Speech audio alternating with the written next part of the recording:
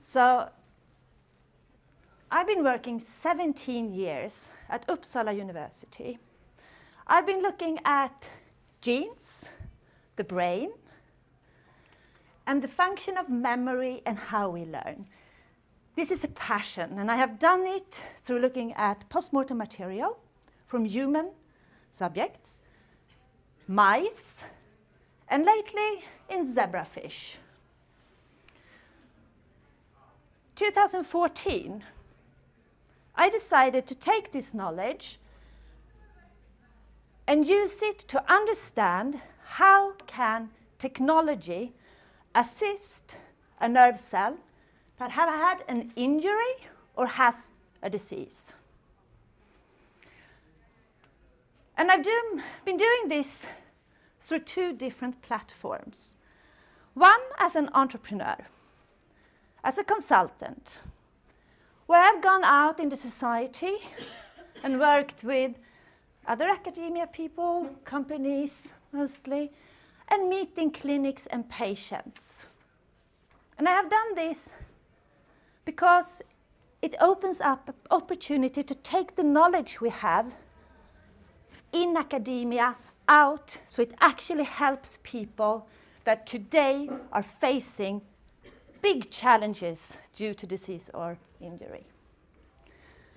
But the majority of my time, I'm at academia. And today, I'm working to understand how can we implement technology that assist our biological system, and how do we evaluate this so we know that it actually helps. And both of my work brings me through all of these stages of development, evolution, of innovation. Discovery, invention, and innovation.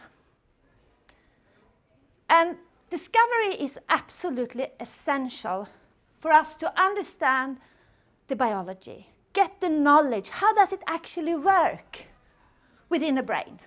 How are cells communicating with each other? How are they building networks? How are they regeneration done? From this knowledge, we build on inventions.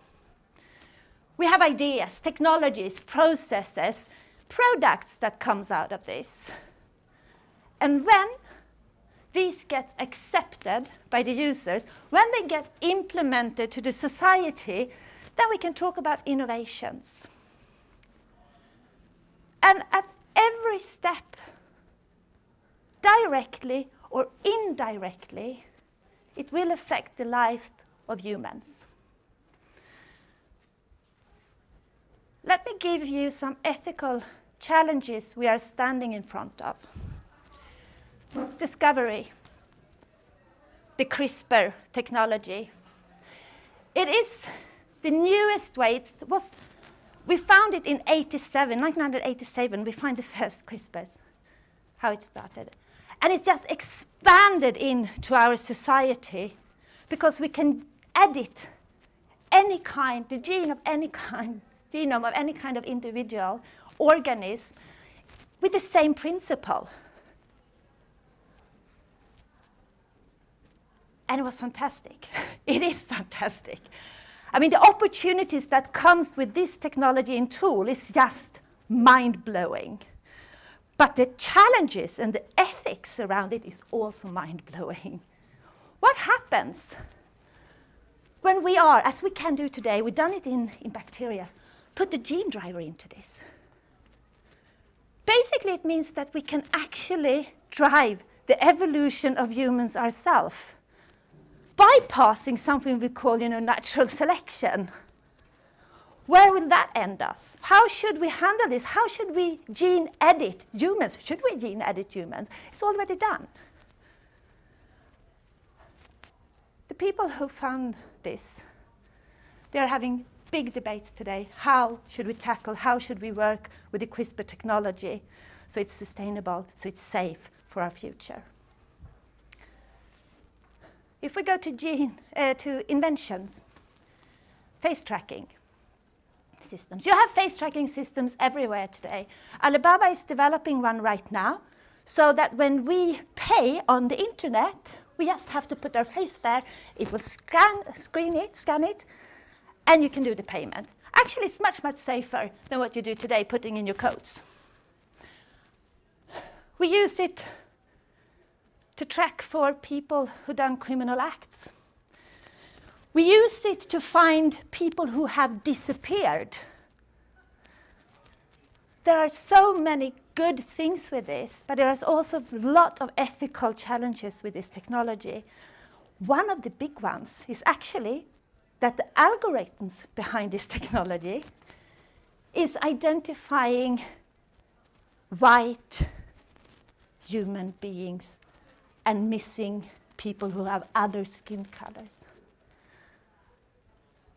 This puts a lot of our populations, people in our societies, out of what is fair and right. And it's because, you know, when we developed it, the guys who did it, or girls, they used themselves in computer learning. So it wasn't anything, you know, ill meant. It just happened. Here we need to have a debate. Here we need to be on our toes when we are developing these technologies. Let me go to what I'm doing, what I am passionate about, which is rehabilitation robots, serious games, game design for health and education. Here we have another challenge coming up. How are we today evaluating these technologies, which are context-dependent technologies? We use, most of the time, the golden standard, RCTs, random clinical trials. And that's good. If you want to know the absolute truth, if you don't want a lot of variation into your study, you get funded by doing these ones. And you can publish studies done according to RCTs, random clinical trials. The problem with this is if you use it in a clinical setting, because a clinical setting is full of variation. So the more you control for variation when you evaluate new technologies, like context-dependent technologies, the less relevant it will get for the reality. And we have to discuss this also, because science says drives what is available to people that are sick, in need of help. This is things we are standing in front of right now. And we have a history of discussing this. We have histories of things that has happened. Let me give you one example. Henrietta Lacks. Anyone who's been in a vet lab working with cells have worked with HeLa cells, I think. HeLa cells was built from a tumor taken out of Henrietta Lacks, 1951. She didn't survive, but her cells did. And they've spread over the world.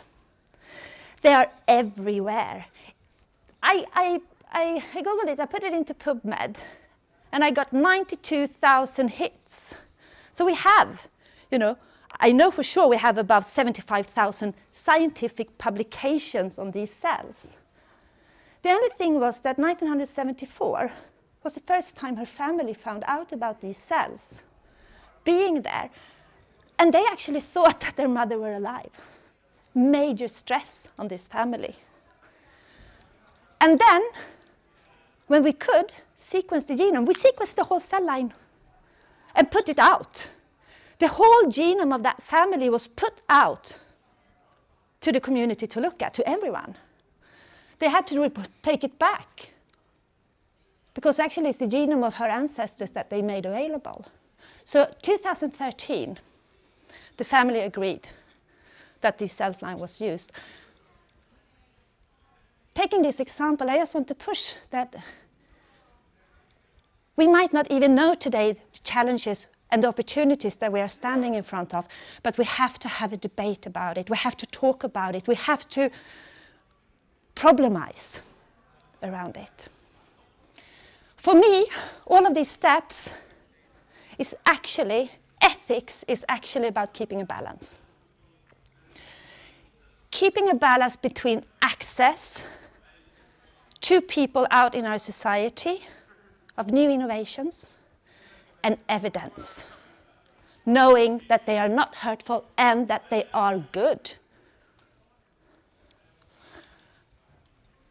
If we lose this balance, people will get hurt.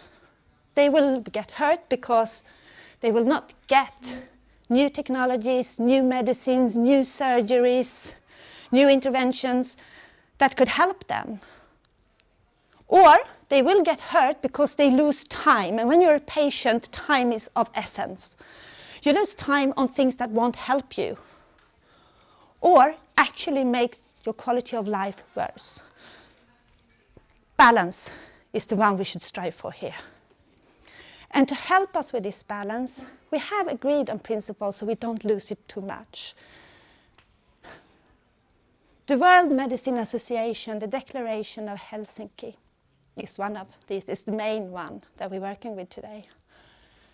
There are 4 things that I think that anyone who is working with medicine should apply to.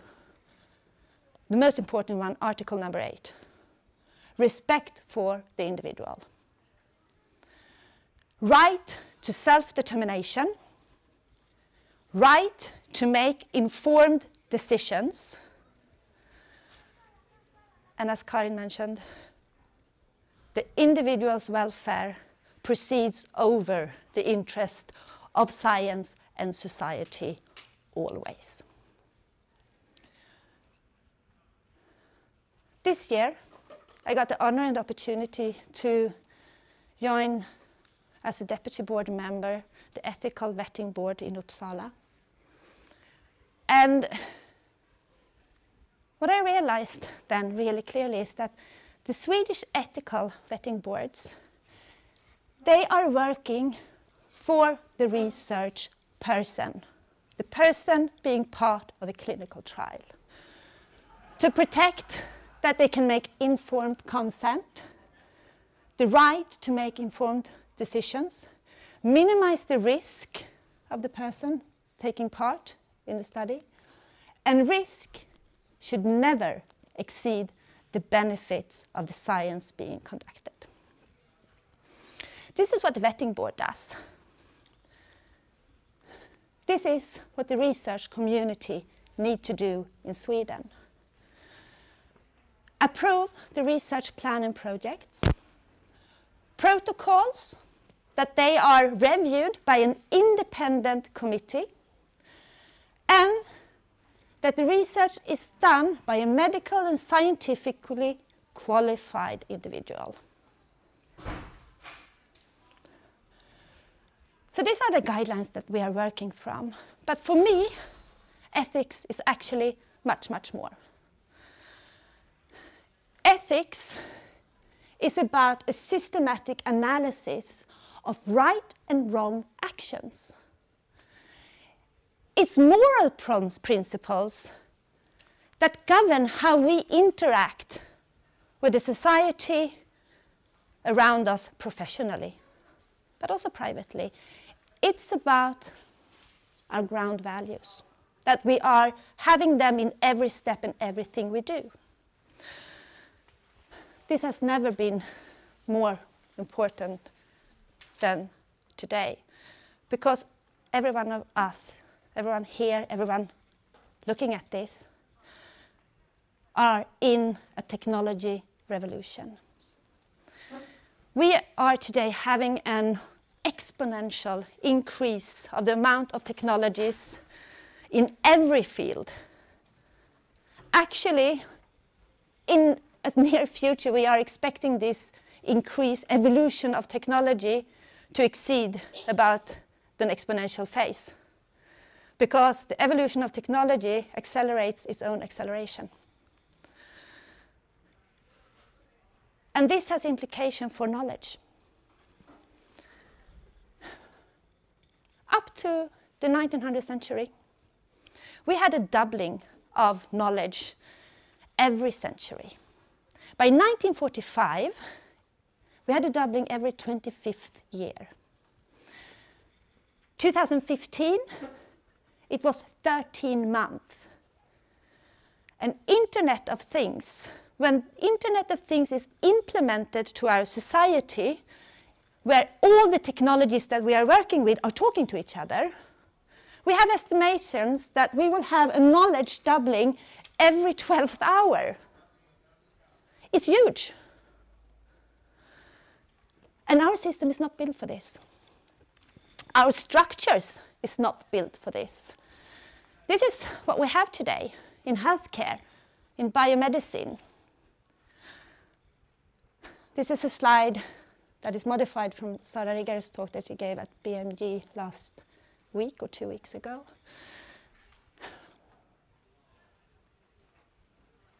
Before, knowledge was available to those who could get into these rooms. And that was mainly young white men that are rich. They got a university education. They learned how to do research, understand research and apply research and provide health care. And then they informed the patients. And this was also true for the people who did research, medical research. They informed the research person of what was going to be done. This is how it looked. And the system and the structure were good for that time. It was absolutely needed. But this is not how our world looks today. This is not how information travels and knowledge travels today. This is what we have. Education is available to everyone. In Sweden and in most European countries, anyone can get a university education if they do the work. Almost everyone.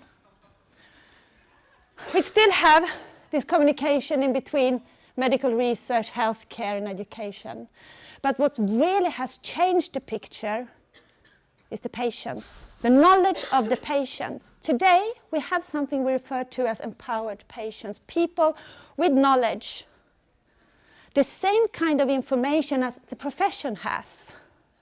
And they are working together. They are learning from each other. They are building on each other's information. And you don't even have to have a university education to get this knowledge. You might say, well, there's not a lot of these people out there.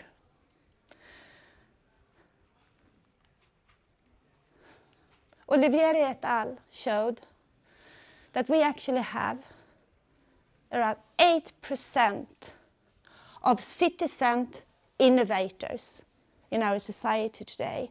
People that are working for their own health, developing things, measuring self-trackers.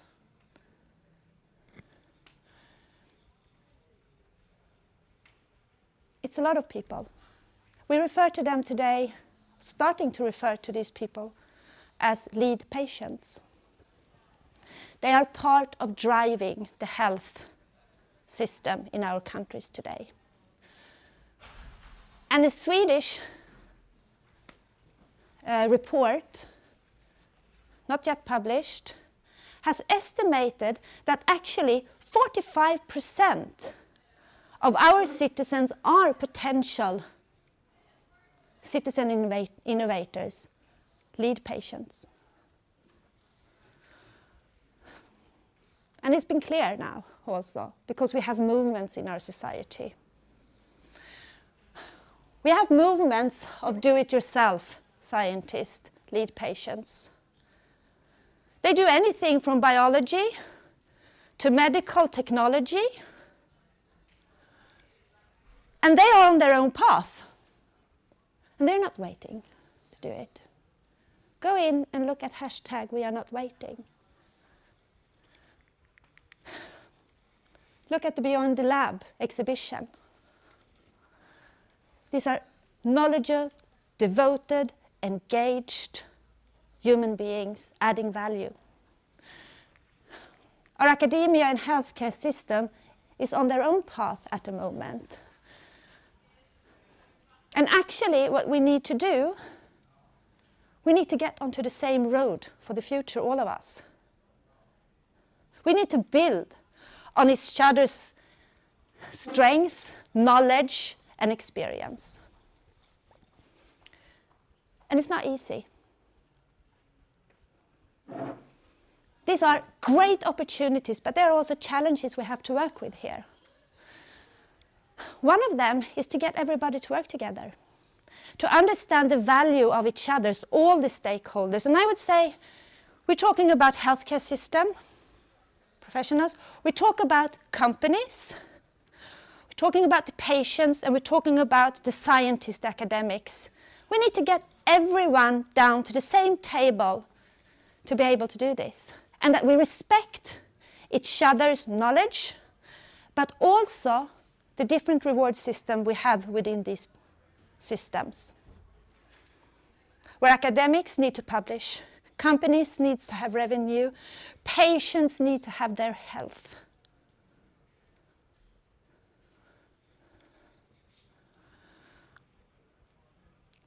We also need to tackle the fact that we have a doubling of information every 12 hours in the future, quite near. How are we going to deal with all of this information? How are we going to make sense of it? And what is good and what is not good?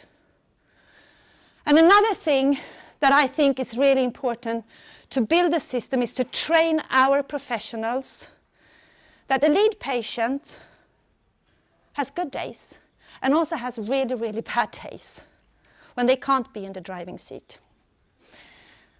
Let me give an example for how I personally experienced a way I think that it should be done in an ethical and good way.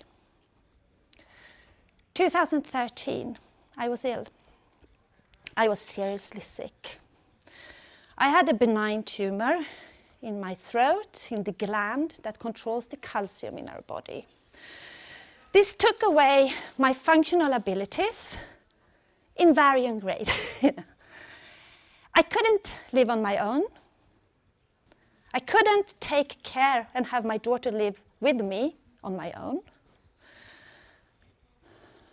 So it has a serious impact in the quality of life I had at that time. I was researching everything.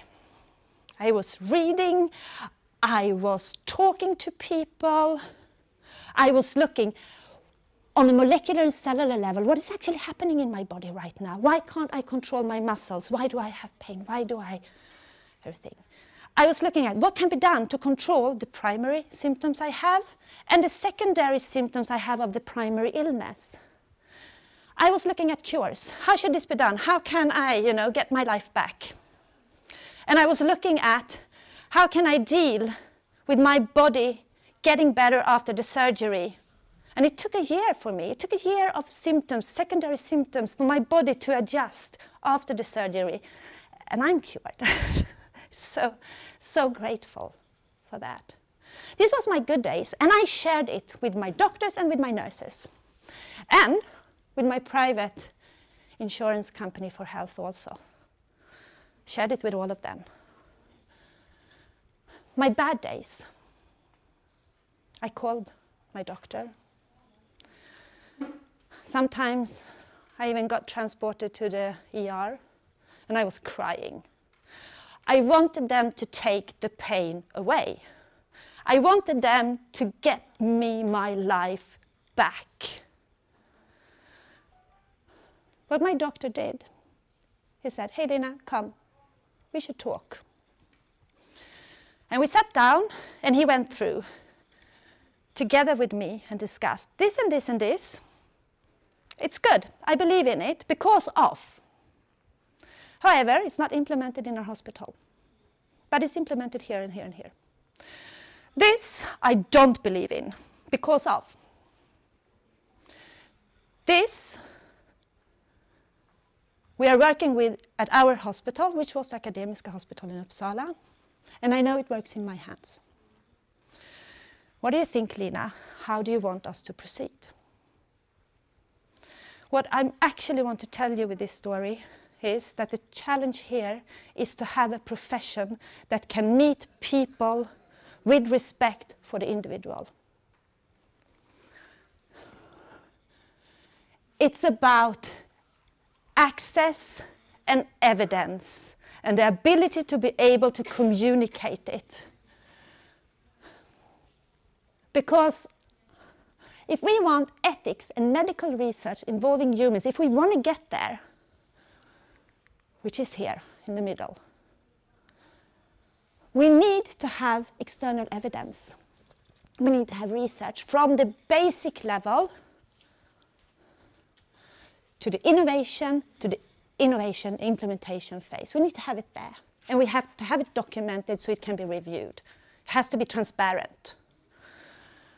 We need to know about the clinical expertise at a specific site. What is the expertise of the professionals working there? And we need the value of the patients and the experience of the patients, or the relatives, or the engaged do-it-yourself scientist. We have to have it all there. Actually, I would put the lead patients up here. That's where they should be. So,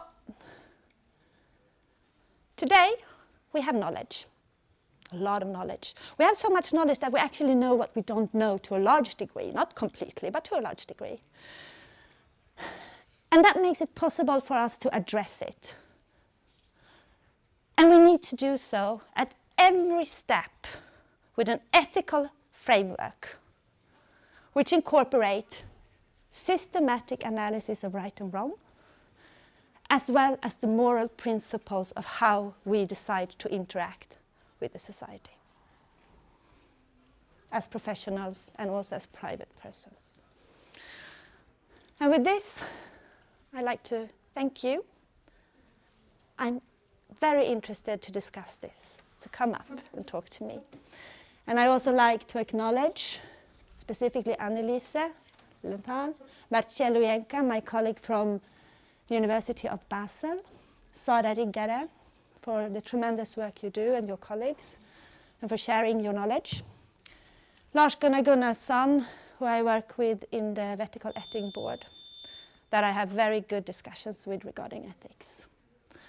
And of course my employers, the Department of Engineering Sciences at Uppsala University, EIT Health, and Uppsala University School of Technology, and the Karolinska Institute for this kind invitation. Thank you.